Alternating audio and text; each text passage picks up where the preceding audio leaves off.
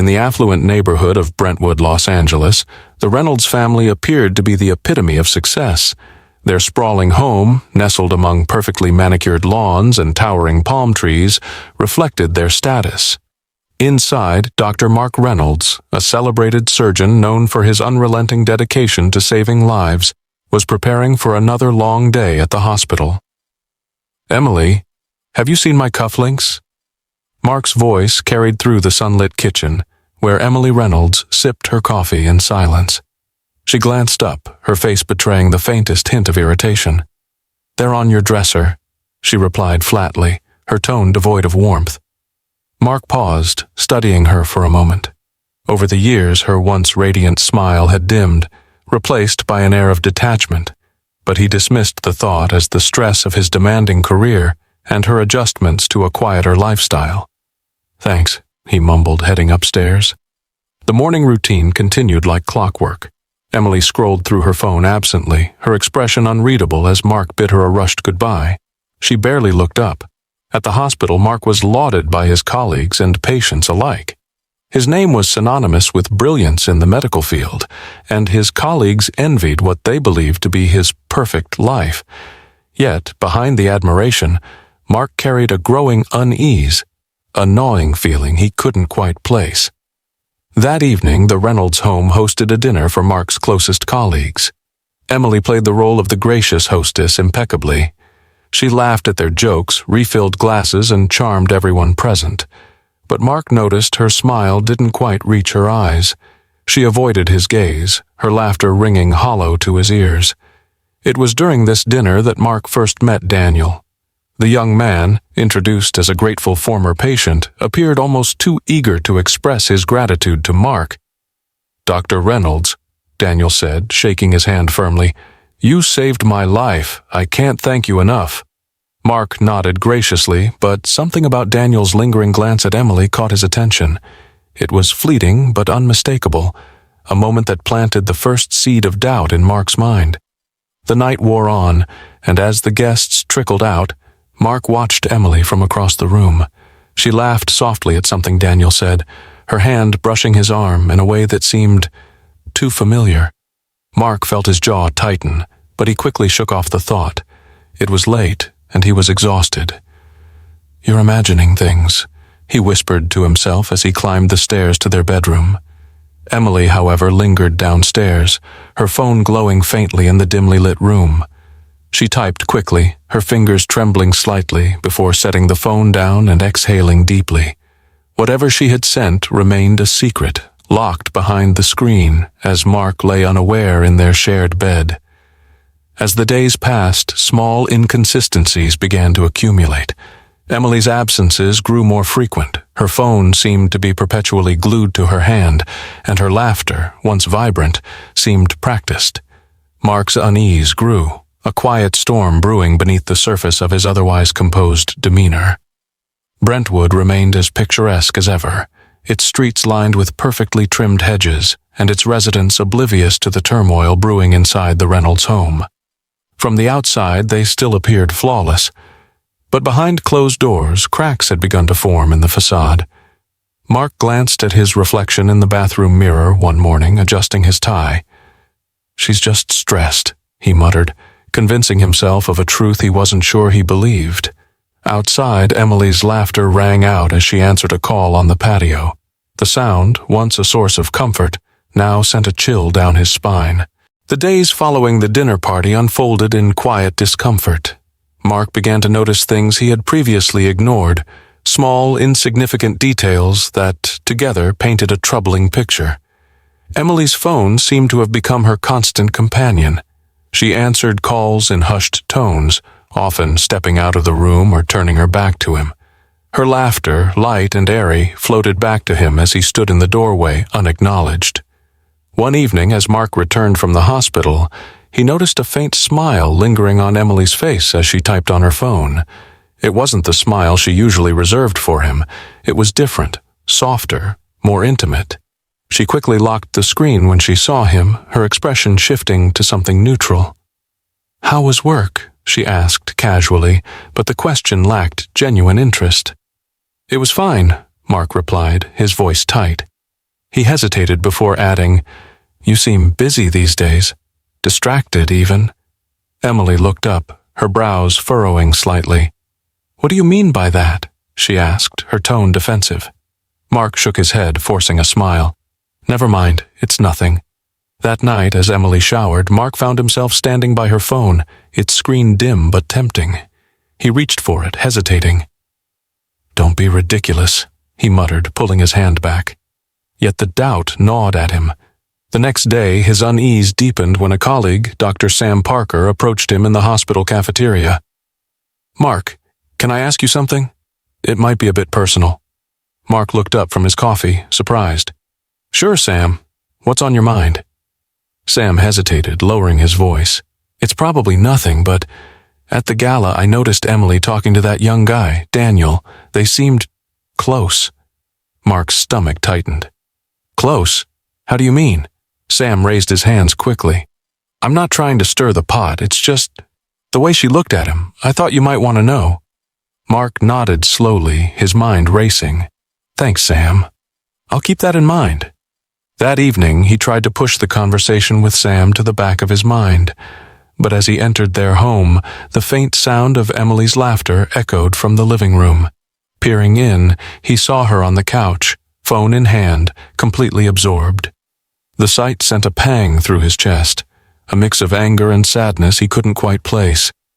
"Emily," he called, his voice sharper than he intended. She startled, looking up. "What is it?" "Who were you talking to?" he asked bluntly. Emily frowned. "What's with the interrogation, Mark? It's just a friend." "Just a friend?" he repeated, his tone icy. "Do all your friends make you laugh like that?" Emily stood, her expression a mix of irritation and exasperation. "I don't have time for this," she snapped, walking past him. "I'm going to bed." Mark stood there, rooted to the spot, his fists clenched. The cracks in their marriage, once hairline fractures, now felt like chasms. Later that night, as Emily slept, Mark lay wide awake. The memory of Sam's words replayed in his mind, overlapping with the image of Daniel's lingering glance at the party. He couldn't ignore it anymore. Something was wrong. Terribly wrong. Finally, he got up and went to Emily's purse. His hands trembled as he retrieved her phone. It was locked, of course, but the notification preview on the screen made his blood run cold. "Looking forward to seeing you again. D." Mark stared at the message, his heart pounding. The seed of doubt had sprouted into a full-grown suspicion, and for the first time he felt a deep, gnawing fear of the truth he was about to uncover. Mark sat in his car, gripping the steering wheel so tightly that his knuckles turned white. The message on Emily's phone had replayed in his mind all night. "Looking forward to seeing you again. D." There was no denying it anymore. The sense of betrayal gnawed at him like a relentless predator. He needed answers, and he needed them now. The following morning, Mark contacted a private investigator. "I need this handled discreetly," he said, his voice steady despite the storm raging within him. The investigator, a wiry man named Grant Davis, nodded with a professional calm. "I'll start immediately. Give me a few days." The waiting was excruciating. Mark threw himself into work, hoping the operating room's sterile intensity would drown out his thoughts. But even amidst the hum of machines and the careful precision of a scalpel, his mind wandered back to Emily and Daniel. Every ring of his phone made his heart race, anticipating news he wasn't sure he wanted to hear. 3 days later, Grant called. "I've got something," he said tersely. "You might want to sit down for this." Mark met Grant in a small, dimly lit cafe away from Brentwood.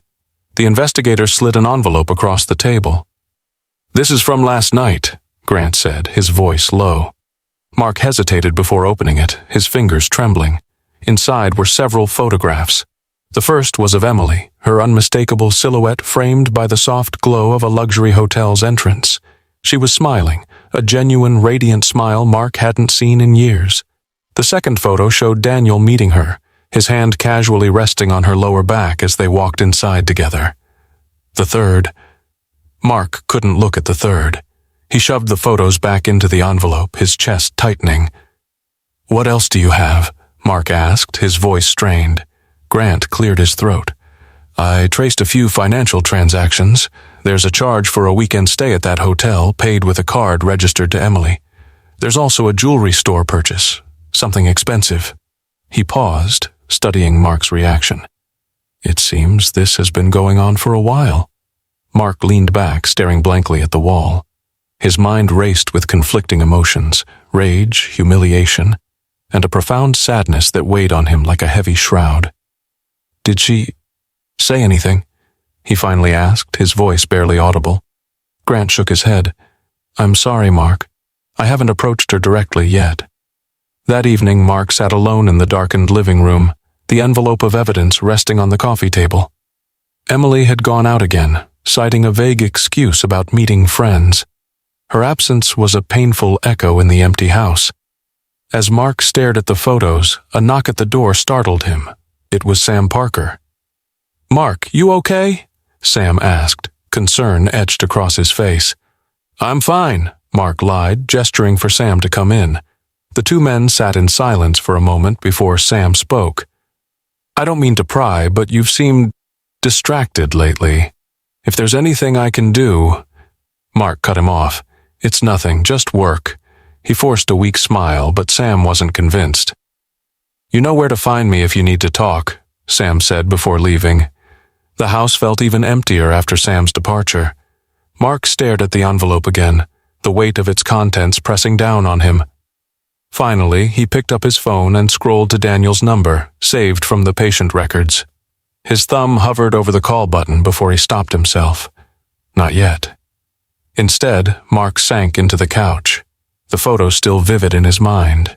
Every image burned like a brand, each one more damning than the last. The cracks in his marriage had widened into a chasm, and Mark knew there was no turning back. He didn't know where this path would lead, but one thing was clear. He was no longer the man he used to be. The atmosphere in the Reynolds home was thick with unspoken words. Mark sat at the dining table staring at the envelope of photographs. His mind replayed the scenes in excruciating detail. Emily's smile, Daniel's hand on her back, the hotel entrance. Each image was a dagger to his already fragile trust. Tonight, he decided, would be the night he confronted her. Emily walked in, her heels clicking against the hardwood floor. She seemed surprised to see Mark sitting there, his face a mask of quiet intensity. "You're home early," she remarked, setting her purse on the counter. "I wanted to talk," Mark said, his voice calm but firm. She hesitated, her brow furrowing. "About what?" Mark pushed the envelope across the table, his eyes fixed on her. "This." Emily froze, her hand hovering over the envelope. Slowly, she picked it up and opened it. Her face paled as she flipped through the photographs, her composure unraveling with each passing second. "Mark, I can explain." "Explain!" Mark's voice rose, sharp and cutting. "Explain how you've been sneaking around with him? How you've lied to my face every single day?" Emily's hands trembled as she set the photos down. "It's not what you think," she stammered. "Not what I think?" Mark's laugh was bitter, almost mocking. "Then tell me, Emily, what is it? A friendly weekend getaway? An innocent dinner at a hotel?" She looked away, tears welling in her eyes. "You've been so distant, Mark, always at the hospital, always working. I felt invisible." "Invisible?"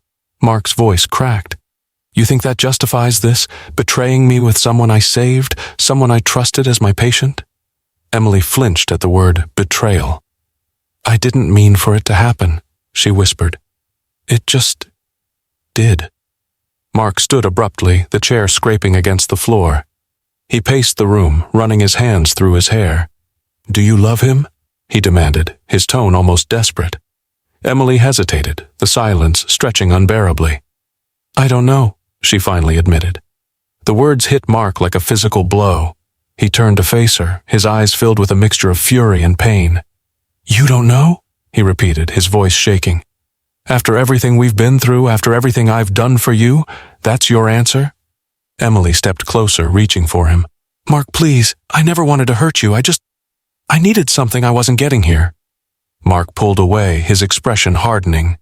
"And what about me? What about everything I've sacrificed for us? For you?" Emily's tears flowed freely now. "I'm sorry," she said, her voice breaking. I didn't know how else to feel alive." Mark stared at her for a long moment, his emotions a tumultuous storm. Finally, he shook his head. "I don't even recognize you anymore." Emily tried to speak, but he raised a hand to stop her. "I need time," he said, his voice heavy with finality. "I can't do this right now." He walked past her, grabbing his coat and keys. The door closed behind him with a resounding thud, leaving Emily alone in the silent house. She collapsed onto the couch, clutching the envelope to her chest. The photographs spilled onto the floor, their stark images a cruel reminder of the damage already done. Mark sat alone in his car, the night sky stretching endlessly above him. The confrontation with Emily had left him hollow, but his anger still simmered beneath the surface. He replayed her words in his mind. "I needed something I wasn't getting here." They stung like an open wound, and he couldn't ignore the gnawing suspicion that there was more to her betrayal than she had admitted. Unable to bear the silence of his own thoughts, Mark pulled out his phone and dialed Grant Davis, the private investigator. "I need more answers," Mark said, his voice low but firm. "Whatever it takes." Grant wasted no time. Within 2 days, he called Mark with an update. "I found something," Grant said. "We need to meet." Mark met him at the same dimly lit cafe as before, his stomach churning with dread. Grant slid a new envelope across the table, his expression grim. "This goes deeper than I thought." Mark opened the envelope, his hands trembling. Inside were additional photographs and a stack of financial records. The first photo showed Emily and Daniel at a jewelry store, her hand resting lightly on his arm as they examined a display case. The second was even more damning, a picture of them embracing in front of a beachfront villa. "What is this place?" Mark asked, his voice tight. Grant leaned forward. "That's a rental property Daniel booked 2 months ago. Emily's name is on the guest list." Mark's breath hitched as he flipped through the financial records. They revealed transfers from their joint account to a private account Emily had opened without his knowledge. "She's been moving money," Mark muttered, his voice barely audible. Grant nodded. "And there's more. I found a message thread between Daniel and Emily on a public server. They've been planning to leave together, Mark. The money, the secrecy, it's all part of their plan." Mark sat back, his mind spinning. The betrayal was no longer just emotional, it was calculated. Everything he thought he knew about his wife had been a lie. "How long?" he asked, his voice cracking. "Nearly a year," Grant replied. "They've been careful, but not careful enough." Mark clenched his fists, his nails digging into his palms. A year, 12 months of lies, deceit, and manipulation. His rage boiled over, threatening to consume him. But beneath the anger was a profound sense of loss. The woman he loved was gone, replaced by a stranger who had systematically dismantled their life together. That evening, Mark confronted Emily again. She was sitting on the couch, scrolling through her phone when he stormed into the room and tossed the envelope onto the coffee table. "Explain this," he demanded, his voice sharp and unyielding. Emily looked at the contents, her face blanching. "Mark, Don't," he interrupted, his voice rising. "Don't you dare try to justify this." Tears welled in Emily's eyes as she stood, her voice trembling. "I didn't mean for it to get this far. I was unhappy, and Daniel, he listened to me in a way you never did." "Listened?" Mark spat, his tone dripping with venom. "He helped you steal from me, Emily. He helped you plan this betrayal." Emily's composure broke, and she began to sob. "I made a mistake," she said, her voice barely above a whisper. "I didn't know how to stop." Mark stared at her, his chest heaving. "Do you even love him?" Emily hesitated, her silence louder than any answer. Mark felt his stomach drop. He turned away, unable to look at her any longer. "You've taken everything," he said, his voice hollow. "Our marriage, our trust, my dignity. And for what? For him?" Emily tried to reach for him, but Mark stepped back. "Don't," he said, his voice cold. "Don't touch me." He left the room, slamming the door behind him. Alone in the silence, Emily collapsed onto the couch, tears streaming down her face. The evidence lay scattered around her like shards of broken glass, each piece a painful reminder of what she had destroyed. The hours following Mark's confrontation with Emily passed in a haze.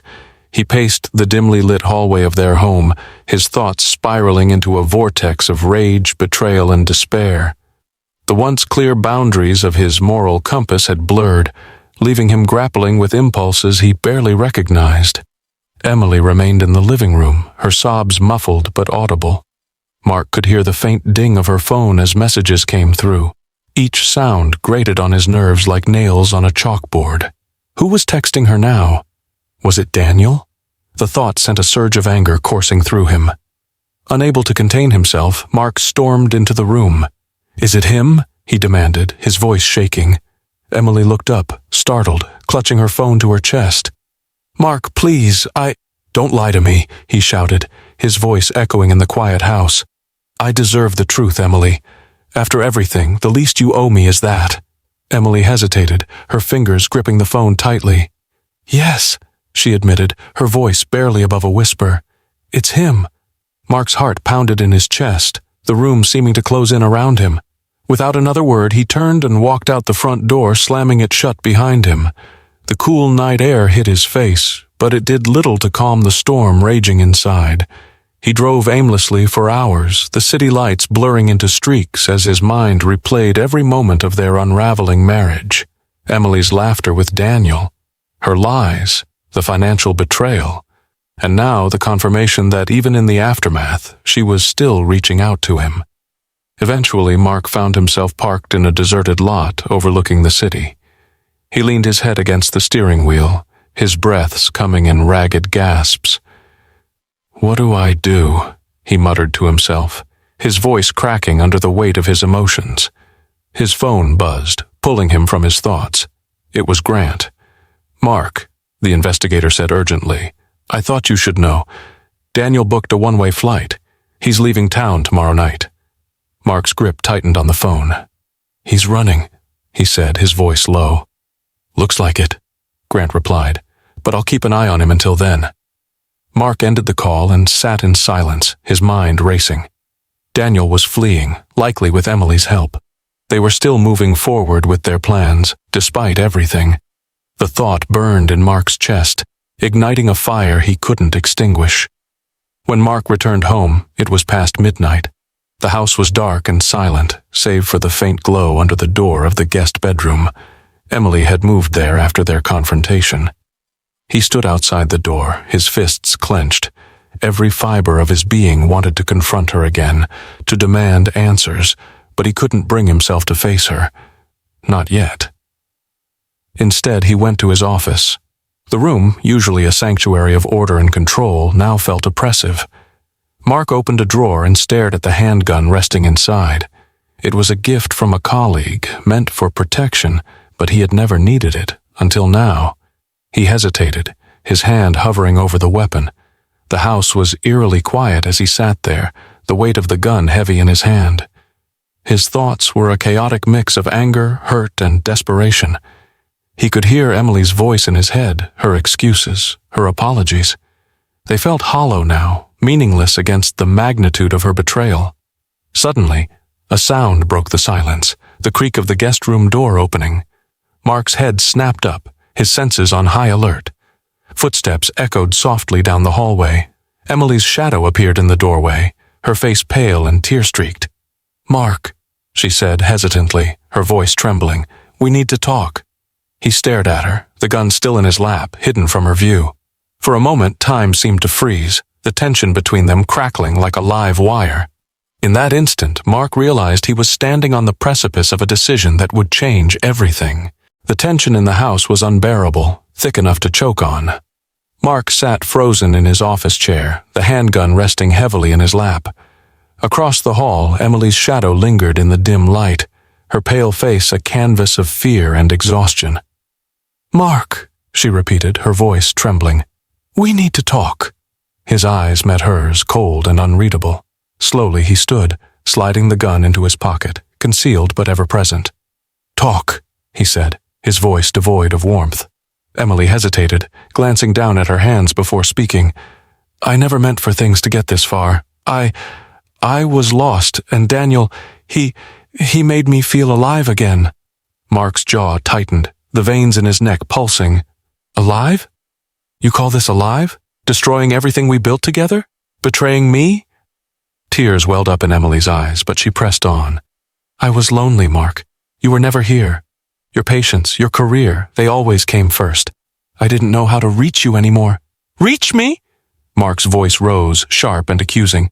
So instead of trying, you ran to him? To a boy I saved, Emily, a boy I trusted. Emily stepped back, her voice cracking. It wasn't supposed to be like this. I didn't want to hurt you. Mark laughed bitterly, shaking his head. Didn't want to hurt me? You drained our accounts. You planned to leave me for him. Don't stand there and act like you're innocent. Emily's sobs broke free and she sank onto the couch. It's over, she whispered. Daniel's leaving. I told him I can't do this anymore. Mark froze, his eyes narrowing. When? Tomorrow, she said, her voice barely audible. He booked a flight. The room fell silent, save for the ticking of the clock on the wall. Mark's mind raced. The thought of Daniel escaping, free from the consequences of his actions, sent a fresh wave of anger surging through him. He clenched his fists, his knuckles white. You think this is over? Mark said, his voice low and menacing. You think you can just walk away from this? Emily looked up, her face streaked with tears. I'm trying to make it right, Mark. Please, let's just end this peacefully. But peace was a concept foreign to Mark now. He turned sharply and walked toward the door. Stay here, he ordered, his tone brooking no argument. Mark, where are you going? Emily called after him, panic rising in her voice. To fix this, he replied, slamming the door behind him. The drive to Daniel's apartment was a blur. Mark's grip on the steering wheel was tight, his thoughts a chaotic mix of fury and determination. By the time he arrived, it was well past midnight. The building was dark, save for a single light glowing in one of the upper windows. Mark knew it was Daniel's. He knocked on the door, each rap echoing in the quiet hallway. Moments later, Daniel appeared, his face a mix of surprise and fear. Dr. Reynolds, he stammered. What are you? Mark didn't let him finish. He shoved Daniel back into the apartment, slamming the door shut behind him. We need to talk, Mark growled. Daniel raised his hands, stepping back cautiously. Look, I know you're upset. Upset? Mark's voice was a dangerous growl. You destroyed my marriage, my life, and now you think you can just run? Daniel shook his head, his eyes darting toward the door. I didn't mean for any of this to happen, I swear. Swear all you want, Mark said, his voice dripping with venom. He pulled the gun from his pocket, its weight steady in his hand. You don't get to walk away from this. Daniel's face drained of color, his hands trembling. Please don't. A sound behind Mark startled him. He turned to see Emily standing in the doorway, her face pale, her breaths ragged. Mark, stop, she cried. This isn't you. Her words hung in the air, heavy with desperation. Mark's grip on the gun faltered, his resolve wavering. The three of them stood frozen, the tension so thick it felt like the room itself might shatter. And then, bang, the gun went off. The silence that followed the gunshot was deafening. For a moment, time seemed to stand still. Mark stood frozen, his hand still gripping the gun, the smell of gunpowder hanging heavy in the air. Across from him, Daniel crumpled to the floor, clutching his shoulder, blood seeping through his fingers. Mark! Emily's scream shattered the stillness, jolting him back to reality. She rushed to Daniel's side, her hands trembling as she pressed against the wound to staunch the bleeding. What have you done? She cried, her voice cracking with a mix of fear and disbelief. Mark staggered backward, his mind racing. He hadn't meant to pull the trigger. It had been an accident, a moment of tension, an involuntary squeeze. But none of that mattered now. The sight of Daniel writhing in pain, Emily hovering over him, was a scene Mark knew he could never erase. I didn't mean to, Mark stammered, his voice barely audible. The gun slipped from his grasp, clattering to the floor. His breath came in shallow gasps as the weight of his actions bore down on him. Emily turned to him, her eyes blazing with anger. Call an ambulance! She shouted, her voice filled with urgency. Mark hesitated, his legs feeling like lead. Now! She screamed. Snapping out of his daze, Mark fumbled for his phone and dialed 911. The operator's calm voice contrasted sharply with the chaos unfolding around him. There's been a shooting, he said, his voice shaking. We need help, now. Within minutes, the sound of sirens filled the night air, their wails growing louder as they approached. Mark stood by the window, watching the red and blue lights dance across the walls. He felt detached, as though he were watching someone else's life unravel. Paramedics burst into the room, their movements swift and efficient. They worked quickly to stabilize Daniel, their voices a flurry of medical jargon. Emily hovered nearby, her face pale but determined. Mark, on the other hand, remained rooted in place, unable to look away from the blood-stained floor. 2 police officers followed, their expressions grim as they surveyed the scene. One of them, a tall man with a sharp gaze, approached Mark. "Are you the one who called this in?" he asked. Mark nodded mutely, his throat dry. "It was an accident," he said, his voice barely above a whisper. The officer's eyes narrowed. "We'll need a full statement." Emily stood abruptly, her face contorted with anger. "He shot him!" she yelled, pointing at Mark. "He could have killed him!" Mark flinched at her words, the reality of her accusation hitting him like a blow. The officers exchanged a glance before one of them gestured toward Mark. "Sir, I'm going to need you to step outside." Mark complied, his movements mechanical.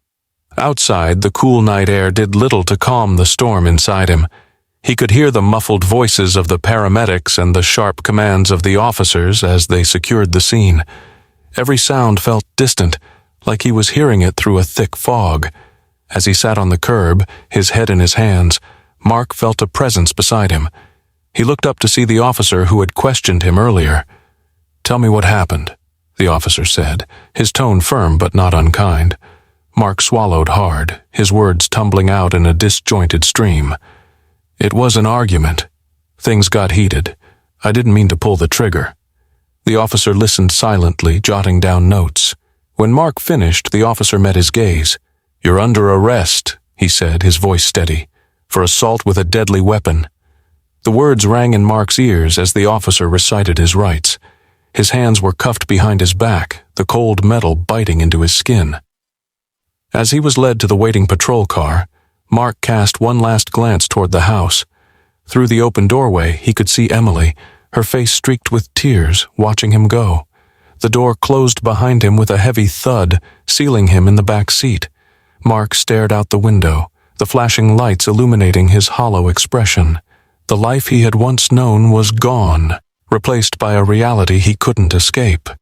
And, in that moment, he realized the truth. The man he had become was a stranger, even to himself. The courtroom was suffused with a heavy silence, broken only by the shuffle of papers and the occasional murmur of hushed voices. Mark sat at the defendant's table, his hands clasped tightly together. His once proud posture was now stooped, his eyes hollow. The weight of his actions bore down on him with an intensity that felt almost suffocating. Across the room, Emily sat in the gallery, her expression unreadable. She had attended every hearing, but they hadn't exchanged a single word. Mark's eyes flickered toward her briefly before looking away, the pain of her gaze too much to bear. The prosecutor, a sharp-eyed woman named Rachel Steele, stood and addressed the jury. "Ladies and gentlemen, the facts of this case are clear. Dr. Mark Reynolds, a man revered in his community, took a gun into the home of Daniel Cole and shot him. This was no accident. It was an act driven by rage, jealousy, and a desire for control." Her words hung in the air, cold and clinical. Mark's attorney, a seasoned but weary man named Jack Harper, rose to counter. "Objection, Your Honor. The defense contends that the shooting was not premeditated but a tragic mistake in the heat of an emotionally charged moment." The judge nodded. "Sustained. Proceed carefully, Miss Steele." Rachel continued, her tone unwavering. "The evidence speaks for itself. A man doesn't carry a loaded weapon without intention. This wasn't self-defense. This was revenge." Mark flinched at the word, his mind replaying the night in vivid detail.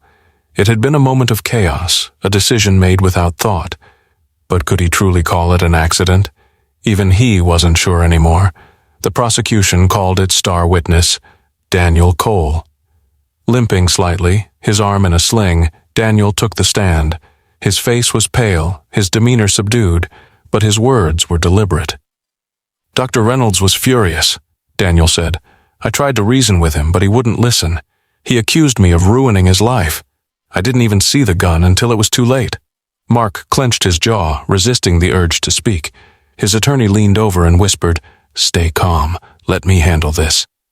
When it was the defense's turn, Jack stood and approached Daniel. "Mr. Cole, you've testified that you didn't provoke Dr. Reynolds. Is that correct?" "That's correct," Daniel replied, his voice steady. Jack held up a series of text messages retrieved from Emily's phone. "Can you explain these, Mr. Cole? Messages in which you encouraged Mrs. Reynolds to leave her husband? In which you discussed plans to move away together?" Daniel's composure faltered. "Those were private conversations." Jack pressed on. "Private? Perhaps. But they reveal intent. You weren't just an innocent bystander, were you, Mr. Cole? You were actively involved in dismantling a marriage."